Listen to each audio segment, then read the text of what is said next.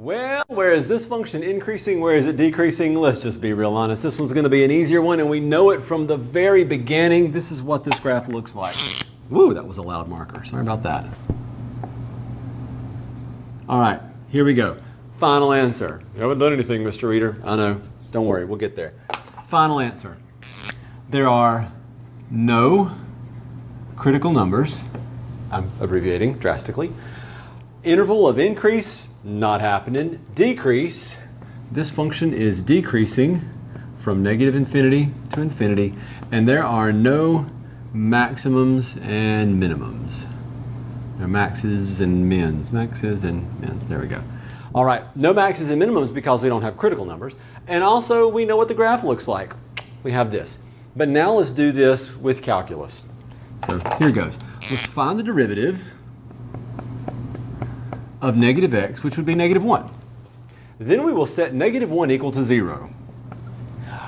Good luck with that. Negative 1 will never equal 0 no matter how hard you try, so we are stuck with this thing, negative infinity to infinity, where we plug a number in to the first derivative and figure out what the sign would be. Well, if I plug any number in, it doesn't matter because I can't plug it in, and I always have a first derivative that is negative. That's why it's decreasing on the entire interval. That one was pretty straightforward, but sometimes they are that easy.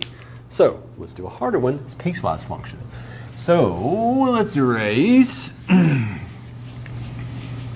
If they were all that easy, then where would the fun be, right? Okay.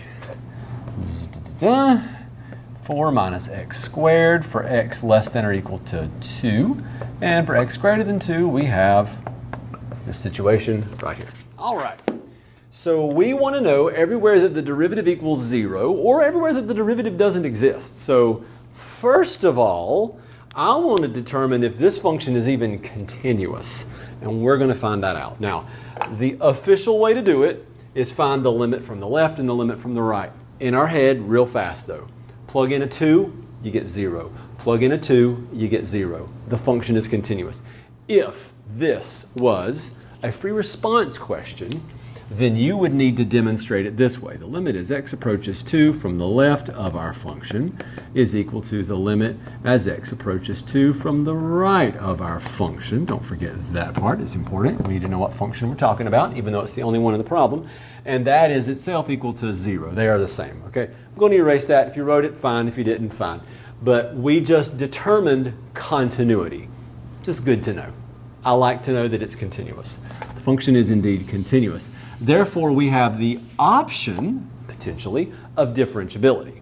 So what we're going to do is decide if the function is differentiable at 2 or not. Okay? Hang tight. Here we go. I'm going to use red on this as well. The derivative of the function is negative 2x for all x values less than and maybe equal to 2. We're not sure yet. Okay, so let's not put an equal sign there. The derivative here is 1 for all x values greater than but not equal to 2.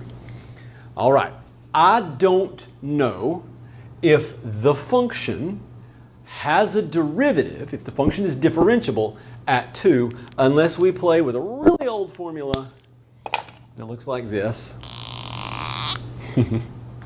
Officially, it looks like this, where we have the limit, if you're not writing this, that's okay, as x approaches c of our function minus f of c over x minus c.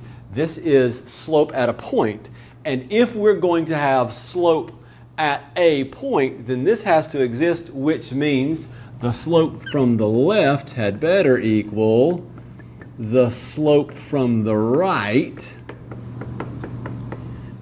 But now that we know the shortcut and have known it for a very long amount of time, let's just be real honest with ourselves. If you plug in a 2 here, you get negative 4. If you plug in a 2 here, you get 1. Negative 4 does not equal negative 1. Therefore, the derivative does not exist at 2. Do not put an equal sign here. If you graphed this function, you would have a very unsmooth curve. You would have a pointy point at x equals 2, jagged point. Maybe it's that jagged, maybe it looks smooth, but it's not. But it is not a smooth curve, technically. So let us proceed. We have already determined a critical number, whether we realize it or not. Critical numbers occur where the derivative equals 0, haven't even touched that yet, and where the derivative doesn't exist.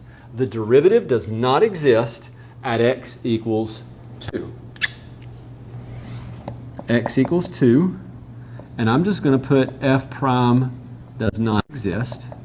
I'm doing that for my own reference. This is a critical number, and so I'm listing my critical number. So everything that's about to go over here, these are going to be my critical numbers, okay? Let's find other places where the derivative, let's find other critical numbers is what I'm trying to say. I found where the derivative doesn't exist at 2. I also need to find where the derivative equals 0. So let's do that. We're going to take the derivative and set it equal to 0. And take the derivative and set it equal to 0. What are you doing? Okay, well, let's start with the obvious. 1 does not equal 0. We will get no critical numbers from this interval. Not going to happen. We will get a critical number of 0 because 0 is in this interval. We still have that one, and this is where the derivative equals 0. The derivative equals 0 at x equals 0. It's a little redundant with the zeros, but the derivative is equal to 0 at x equals 0. The derivative doesn't exist at x equals 2. These are our critical numbers written in 2 different colors. Let's do the number line. Make it sound like a dance. Do the number line. Do the number line. Sign analysis. Sign analysis. Sign analysis. Sign analysis. Let's analyze the signs of our first derivative. Lost my flow there. All right, we're going to plug numbers into the derivative and figure out the sign of the derivative to determine increase, decrease, that sort of thing. All right, here goes. Plug in a negative 1. Negative 1 goes into the derivative. Negative 1 is here. Negative times negative is positive. That was loud. So the derivative is positive for x values less than 0. The derivative, plug in a 1 here. 1 goes here, we get a negative. Plug in a positive 3, for example. It doesn't matter what you plug in, you're going to get a positive 1. All I care is that it's positive. Okay, remember at the beginning of the problem when we talked about continuity? If the function would not have been continuous at x equals 2, then we would not have maximum minimum. That's not a thing, okay? If we have a discontinuity, we can't have that conversation. It's just not going to work. But what we are going to do is this. So I'll switch colors again. Let's go green. Yeah, let's go green. The function is increasing on the interval from negative infinity to 0 and on the interval from 2 to infinity, and decreasing on the interval from 0 to 2. And we also need to determine if these are maximums or minimums, so let's do that. The function is increasing then decreasing. This one is a maximum. Function is decreasing then increasing. This one is a minimum, a relative minimum.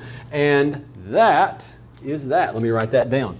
I'm not going to write the rationale this time. I have on the other problems, but this problem has taken a little bit of time already, and I think we get the idea. We will practice more with writing our rationale. But in the meantime, we're going to have a relative max at x equals 0 and a relative minimum at x equals 2, and that is it.